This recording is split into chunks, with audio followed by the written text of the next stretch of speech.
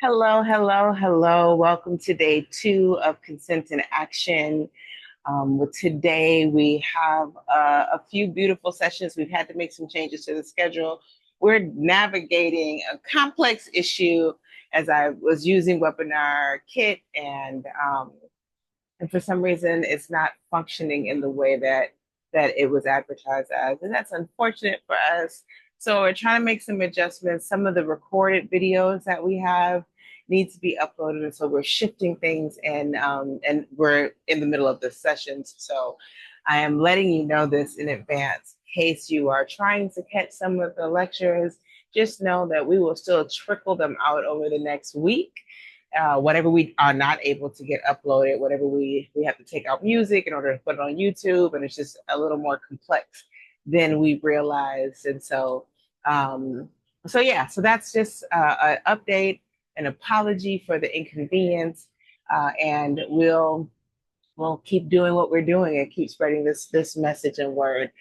So today we're going to start off with a little bit of just dropping into the body. I want to be outside, so I got some sun in my face over here. I had to turn it around. I'm hoping that you can hear me just fine, although it is rush hour downstairs, and so there's a lot happening. But I wanted to be outside. One, I want to feel the sun on my skin, even though it doesn't make for the best video footage. But I also really want my practice to be relative to my environment. And so my practice of embodiment, of being able to drop into my body, being able to access what I feel is really necessary for my own safety, my own regulation, really relies on outside and external influences being present, because the reality is I can't check out of this world as much as I sometimes want to. I've been waiting on Scotty to beam me up for a little bit now, and Scotty has not shown up. So I don't think Scotty's coming. So that leaves me in this space where I am forced to reckon with the reality of showing up for myself. You know what I'm saying? This is the reality of saying, all right, well, I need to be able to regulate my system to be able to still feel my body despite the horns blowing, despite the people yelling, despite the buildings around me. Yes, in my ideal world, I'm in nature and I have a different set of issues to be looking out for. But my reality is I'm an urban girl. I'm a Chicago girl, born and raised. I am living in an urban environment now, as you can see around me here in Panama City. And I want to be able to survive in this environment. This is one of the reasons why when we do the centering practice, we do it with our eyes open, as opposed to oftentimes when we drop into body practices, we want to close our eyes. The problem with closing your eyes is that that becomes the way that you practice. And so when your eyes are open, what do? What are your resources when eyes open? And I want to make sure that we have this reality, this knowledge that like we need to be able to have some practices that are rooted in the now, that are rooted in like the reality of your now. What's your day-to-day reality? Is it with eyes closed? Probably not, right? So now you've had this practice of grounding and centering and being real in your body with your eyes closed, but then you're driving and something happens and you're completely out of your element and you don't have that resource to tap into because you're not practiced in that. And we are what we practice. So today's practice, I ask that you keep your eyes open and maybe take this outside. Hit pause. This one's recorded. Take it outside and or take it somewhere where family is around. Let the kids run around. Let the people be getting their coffee in the morning. Do whatever needs to happen. Sit it in the office with your headphones on and people are moving around, and just drop into this practice. It's not going to require much more than your attention. And I want you to be able to pay attention to yourself when the world is doing what the world does. All right, ready to get started? Let's go. So first things first, you can do this practice seated. I'm going to be doing it seated, but you can also be doing this walking around. I started a practice yesterday. I led a little bit where we just did a little centering practice that I learned from Strozzi Institute, which is just those 3 dimensions that we visit our body in, right? And the first dimension is length. And so we just focus on the soles of our feet, We bring our attention to what we're touching here, and then we bring our attention to the tops of our heads, and we arrange ourselves. We get to know the composition between the top and the bottom of where we exist, really diving into the dimension of length, right? Remember that we are living this life, and we are 3D. We are 3D dimensional beings, body wise. We could talk about the other dimensions in another class, but in this reality, my physicality is in three dimensions, and the first dimension is length, right? And that's that reminder that we're upright individuals, that we are Homo sapiens, right? Homo erectus, and in that, just that alone means that we're deserving of our dignity just by being born, right?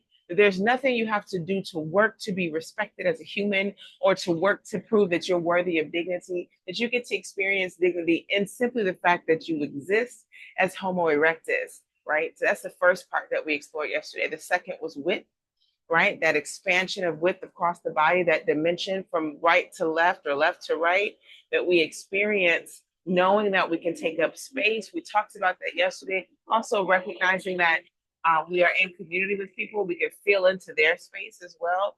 That dimension of width is a part of who we are, right? So we got length, width, and then we got what? Depth. And so we did that yesterday too. We played around with our depth, with what feels, what happens between the front of us and the back of us, acknowledging what we're facing, acknowledging what's been behind us, and then acknowledging all that exists in between. And we use those three dimensions to center ourselves, to bring us into this reality. What comes to mind is Beyonce's song, I Am Here. I love that song for centering. It's just like this reminder that, like, all the world is happening around me. Yes, this is true. Cannot change that, cannot edit that. And that's not my responsibility. My responsibility lies here in this physicality. And I'm showing up for myself, and I'm reminding myself that I'm here. This is important to me, particularly as a Black woman, because there's so many things that are every day reminding me or trying to tell me that something else is here other than me, and that thing has priority over me. And that may be true for someone else, but for me, I am the center of my own universe, and I am constantly wanting to be in memory of that, and the reminder of that. Like, this is my center. And all I can do is return home to my center. And as long as I'm focusing on that and prioritizing that, then I can prioritize where I'm moving towards based on that information, like that I am here and I am my center. I'm not managing anybody else's emotions. I'm getting to know my own. I'm not trying to figure out if anybody feels comfortable being around me. I'm trying to make sure that my sensation is one of comfort, and that if discomfort is there, that I can be in the discomfort and not be dysregulated so intensely that I cannot return home to my own body. The goal is not to stay regulated all the time. That's impossible. Don't set that goal for yourself. The goal is to realize that I'm dysregulated when it happens. Acknowledge that. Acknowledge needs that I may have in that dysregulation, ways I can be supported, and tend to myself so that I can return back to my center. Whatever my center is where I'm going to experience regulation. This is important to note also, because sometimes we use this term like dysregulated as if there is a goal or a spot that we're all moving towards that looks like regulation. And I want to just say that regulation is going to look different for every last one of us, because it really relies on what your starting point is. And my starting point today is very different, alhamdulillah, than the starting point from 10, 15 years ago. But regulation was still possible for me then as it is now. It was just a different starting point that I was returning to. It was a different space that I'm hoping that for all of us with practice, that changes. That is what growth looks like. That is somatic growth, if you will. And so we're working towards that in this practice. So that's what we went through yesterday. We went through this expansion and this experience of our body in the three dimensions that we are physically representing. And today we're going to actually just spend some time getting to know what yes and no feels like in the body. So our first practice, whether you're seated, standing, seated, or lying down, it doesn't matter. The first practice, we're just going to spend some time exploring a yes that we've experienced this week. I want you to think about a space that you had a yes in, and that yes was yummy and delicious and powerful. That you knew it was a yes. It could have been food, it could have been sex, it could have been a dance, it could be anything, but something that happened to you, that a request that was made of you, or an opportunity that presented itself to you, where you knew immediately that it was a yes, and you said yes to yourself or yes to the request, and you enjoyed it. Think about that. Surely something like that has happened in the last 7 days. And if you can't think of something in the last 7 days, maybe go back 2 weeks. Don't go back too far. So I want it to be really alive for you. Be specific, narrow it down. Don't come up with something kind of vague. What was the exact thing? Feel that. Now, remember what that was like. And if it helps for you to close your eyes in this moment, you can. It's really bring yourself back to that memory. Bring yourself back to that moment of the request, whatever lit up inside of you, that moment of the possibility, whatever lit up inside of you.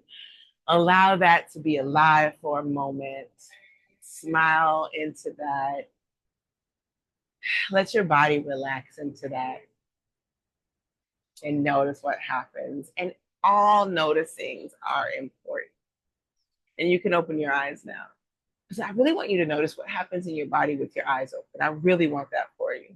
This is how we start to know and understand yes and no in our body. Immediately in my memory, I almost feel like there's a hunger in my stomach. I notice that my stomach is growly a little bit, just thinking about that joy. And I don't want to try to name it. I don't want to try to say, oh, that must be because of this. That's not what we're doing in this moment. We're actually just noticing. Do not try to ascribe value or reason to what you notice. Just notice. What else do you feel? What else do you experience in your body right now as you relive that memory of that yes, as you return to that space of yes?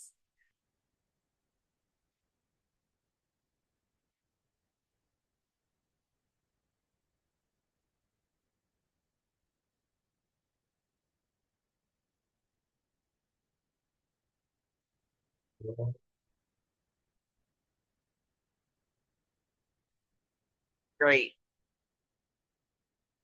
To just take note, maybe even journal a little bit about like what you're noticing about your yes. Here's the yumminess, okay? What happens when we have this yes in our body and we start to recognize what it is? We start to become familiar with our signals of yes, with the little ways our body notifies us that yes is available, that, oh, this might be yummy, like, oh, desire is alive. And a lot of us don't really have opportunities to practice being in desire. Desire shows up like a surprise and just kind of smacks you in the face sometimes, right? I want you to be more empowered in your desire, to really know what desire is like for yourself, to really know what sensations and what emotions surround desire, maybe even what memories. How does your body respond to desire? What muscles relax? Which ones tense up? Which organs activate? Right? What happens to your face? Do you feel the muscles that create a smile bubbling up, turning on? I want you to be familiar because that is where your superpower lives. If you can be familiar with how desire shows up, not just what happens in desire, but how does it actually show up in your body? How do you actually experience want, long? How do you experience that? What is the yes signal that your body is giving off? I want you to start practicing paying attention to it, right? Celebrate the memories when you have a moment and you're like, ah, last night was so good. Be in that moment, spend time in that moment, spend time feeling into that and noticing what is happening. That way you pay attention to something that is nurturing and healing and growing you. A lot of times we give the no and the pain so much attention, so much so I don't even want to hang out with the no today. Remember, this is consent in action. And in order for me to consent, I'm saying yes to you, right? We talked about no means no and looking at it through that lens, but that's not the lens of consent. That's the lens of consent denial. What are you saying yes to? How are you saying yes to that thing? That's what I want you to pay attention to. That is what is important. So I'm not going to explore no in the body in this practice today. If you join me later on, we'll play around with no a little bit. But I think you probably got no and pain and discouragement and anger. I think you have those ones showing up more. If you're like me or like most other Western bred humans, then you probably have that no showing up a little stronger. You might be a little more familiar with that one. If you're Black and you're watching this, this is probably something that you've been allowed to have a lot of most of your life. I want to decolonize our relationship with you know and yes, and bring us back to a space where joy is celebrated, honored, yes is welcomed, and exudes from us. We know what it is. We know how to ask for what we want based on the fact that we are listening to the body. And so I ask that you, and I invite you to practice this throughout the day, throughout the weekend, just revisiting the yeses, the little yeses, the big yeses, and just noticing what is happening. I want to talk a little bit about noticing. You know, I went right to my stomach because that was the first thing that was alive. And I remember once I was talking to a client and she was like, I'm not noticing anything. I'm just noticing that I'm frustrated, that I'm not noticing anything. And I get that. But here's the thing, something is happening everywhere in your body at all times. So you don't have to look for some big, overarching, magical moment of noticing. It can simply be I notice that my mouth is dry or watering. I'm noticing that I'm blinking more. I'm noticing the breeze on my back. I'm noticing a little tension in my right hip, this position I'm sitting in. I'm noticing the sounds around me, that there are birds in all this urban noise, and I can still hear them. I'm noticing the horns that are blowing in the background and the sounds of engines roaring. I'm noticing the heat of the sunlight on this side of my face, juxtaposed against the coolness on this side.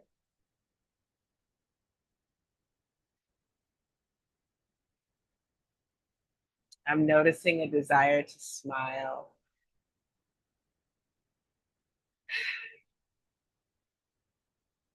I'm noticing a deepening of my breath, like more space in my lungs. Hmm. I'm noticing a plant that needs tending to, and I'm noticing the curtains blowing in the wind. Everything is noticing. Everything is happening around you. So don't let yourself get frustrated that you're not noticing. Just spend the time paying attention because there's always something to notice. And you might be looking for something big and magical, but I would like you to understand that everything that you're experiencing in this life is magical because you are magic. And I will see you in class later today. I hope you have a beautiful day. Dr. Lex is up next, so let's get into her session. Please, if you have family or friends with children that are trying to frame conversations around sex and sexuality for their youngins, this is the workshop you want to come to. So I will see you later, and I hope you have a beautiful day. Peace.